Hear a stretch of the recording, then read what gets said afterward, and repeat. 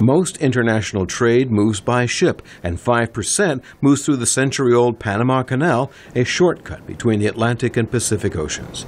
HKND, a Hong Kong-based company, recently won Nicaraguan approval to build a canal across that nation.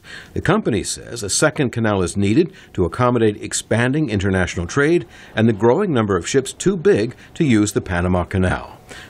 George Mason University transportation expert Rodney McFadden says bigger ships are advantageous. They carry more cargo for about the same amount of money per mile. They are much easier on the environment, and they increase trade.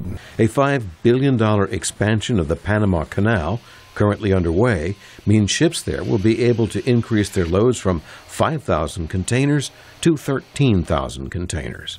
McFadden says the Nicaraguan Canal may more than double that to 30,000 containers, though HKND will not confirm this.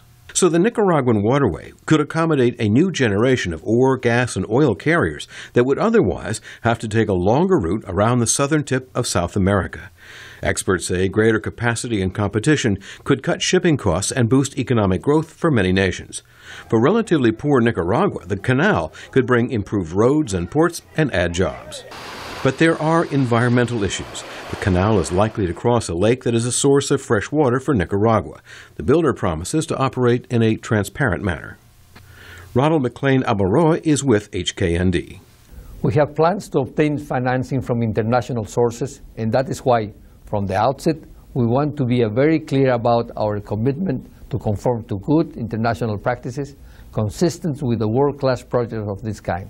Critics of the project say China may have a strong influence on it because the company is headed by a Chinese national. Some worry China's influence in the region is growing. Evan Ellis teaches at the National Defense University in Washington. What we undervalue is things like this in which little by little our political maneuvering space is being lost. And at least for me as a strategic analyst, I mean, that's a concern. HKND experts are studying engineering and environmental issues in a bet that this canal will succeed where previous efforts have failed. Jim Randle, VOA News, Washington.